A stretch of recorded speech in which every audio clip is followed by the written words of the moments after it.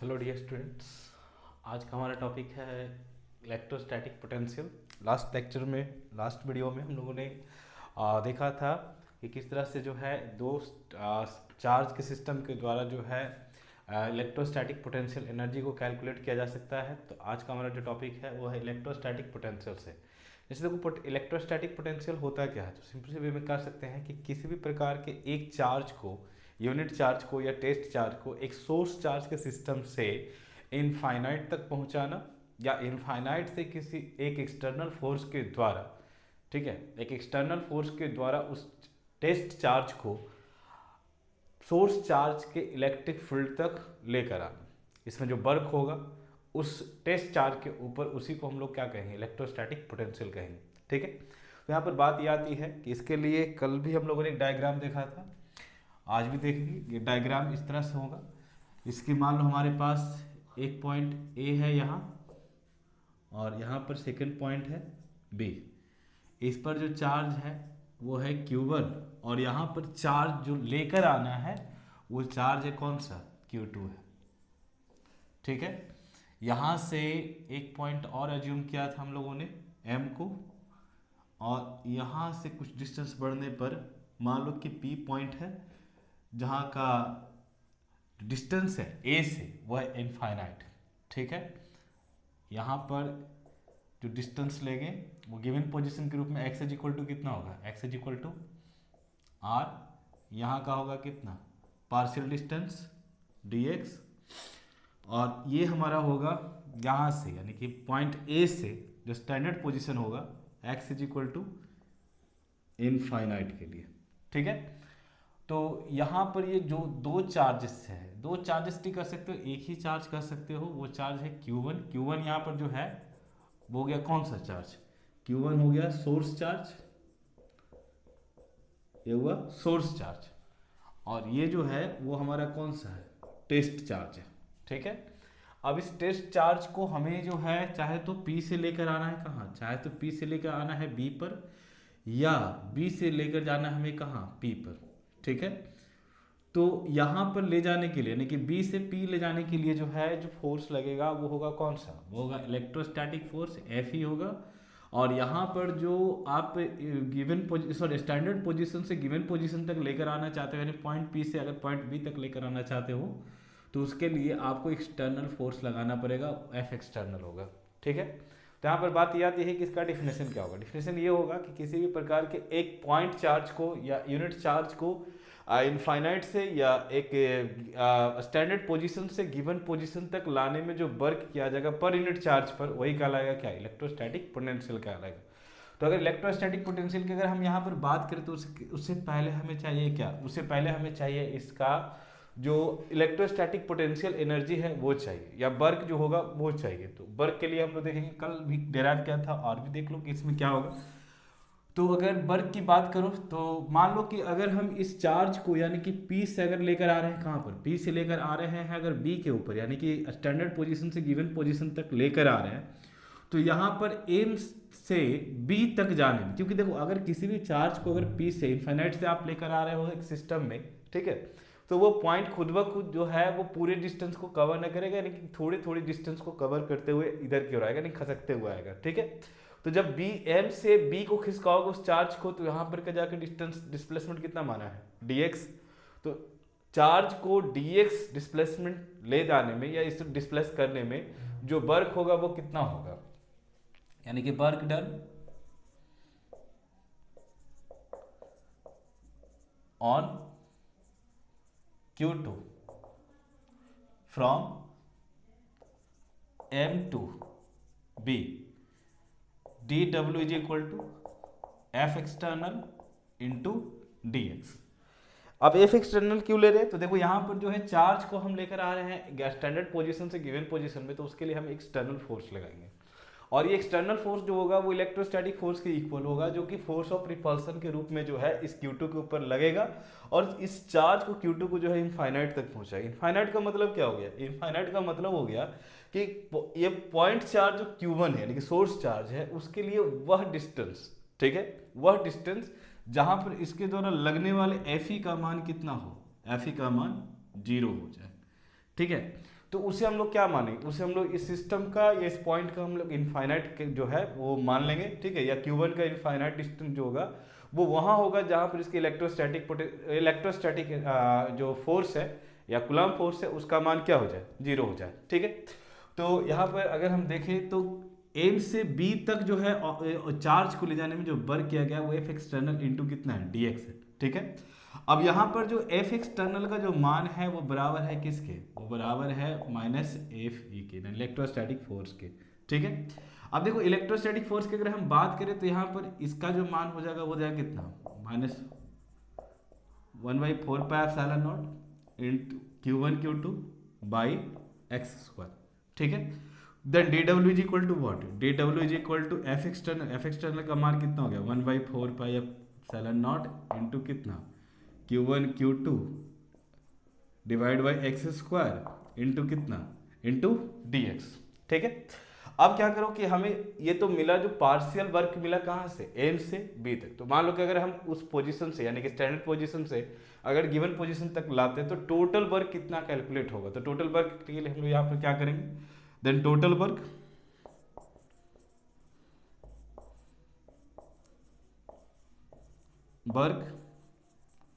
Done on Q2, तो W is equal to कितना हो जाएगा, W इज इक्वल टू हो जाएगा integration of D W from infinite to कितना R, ठीक है। यानी कि चार्ज को कहाँ से, पॉइंट चार्ज जो Q2 है उसको कहाँ से ला रहे हैं, इनफाइनाइट से कहाँ तक, पॉइंट B तक।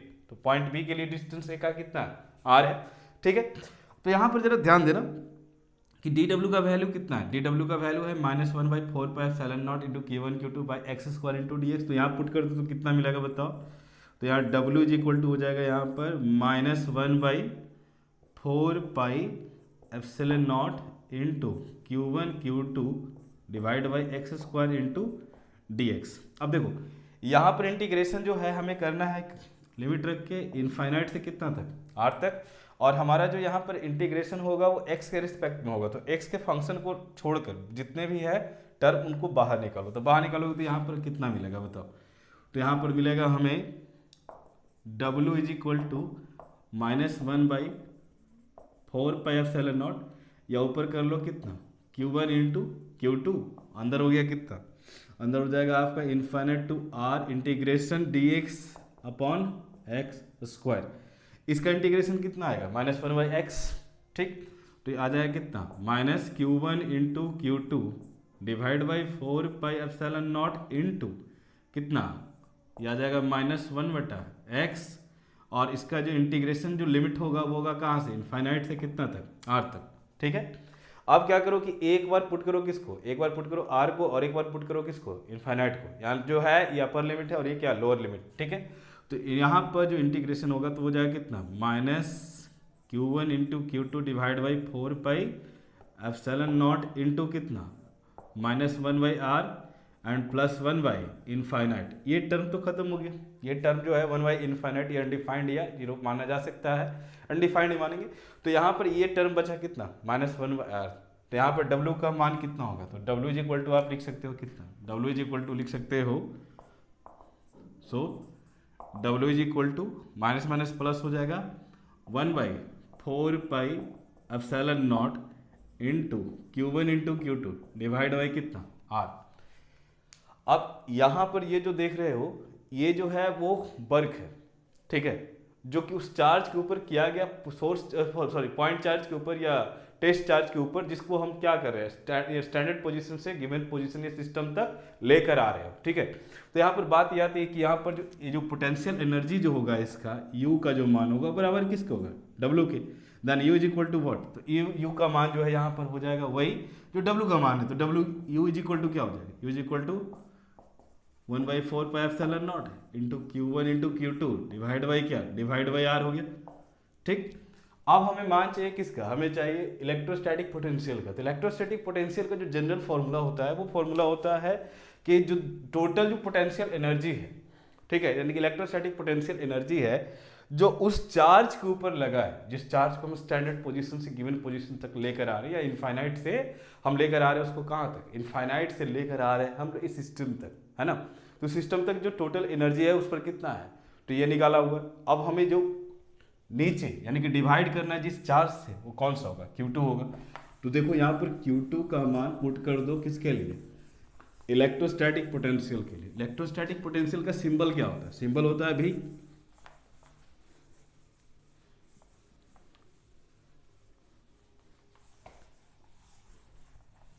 देखो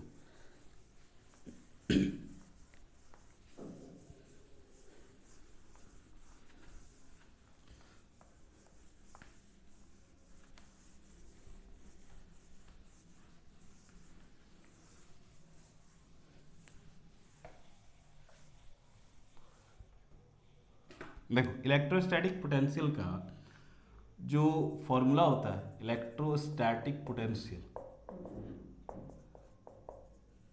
का जो फॉर्मूला होगा वो हो जाएगा क्या, इसके वर्क के या पोटेंशियल एनर्जी के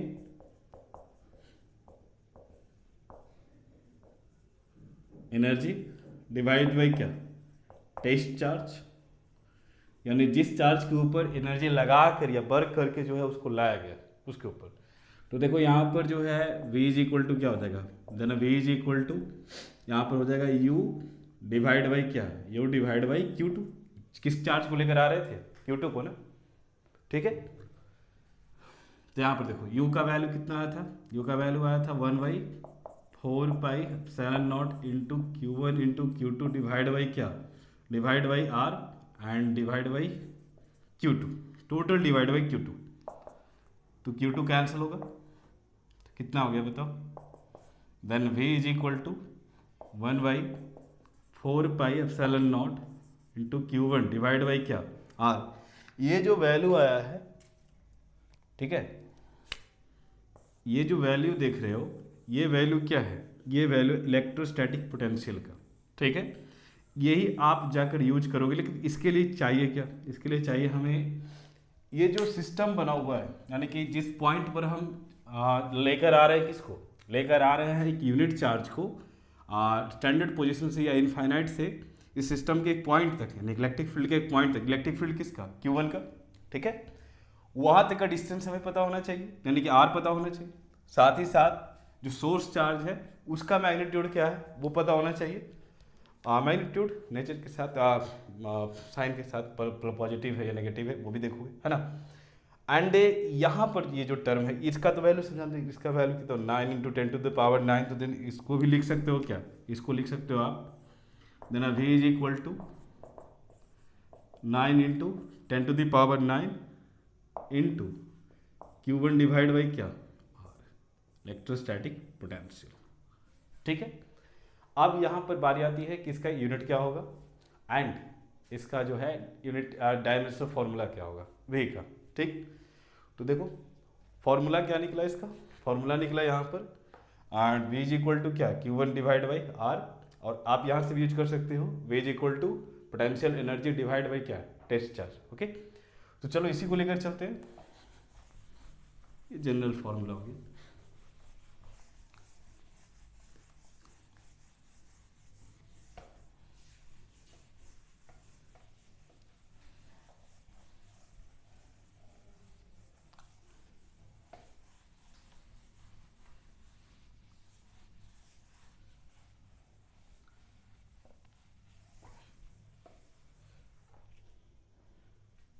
देखो एस यूनिट की बात कर ले,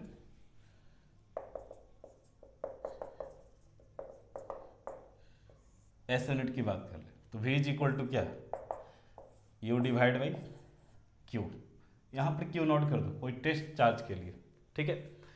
तो V का यूनिट, U का यूनिट क्या होगा, U का यूनिट हो जाएगा जूल, और इसका क्या हो जाएगा कूलम। तो हमें क्या मिला, V का unit joule per coulomb, joule per coulomb और जूल कूलम इनवर्स, ठीक है। इसके डायमेंशनल फॉर्मूले की बात कर ले।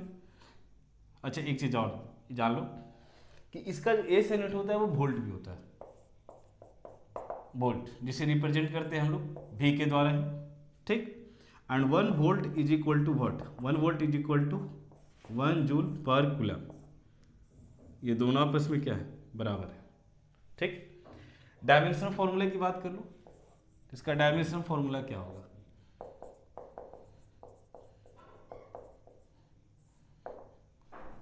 ठीक है, तो देखो यहां पर जो है वो v इज इक्वल टू क्या है, v इज इक्वल टू है u divide by Q not.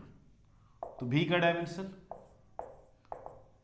u का डायमेंशन डिवाइड बाई क्या, क्यू नॉट का डायमेंशन। u का डायमेंशन कितना, ml2 एनर्जी है, ml2 t-2, चार्ज का डायमेंशन कितना 80, ले जाओ ऊपर तो क्या मिलेगा, ml2 t-3 a-1।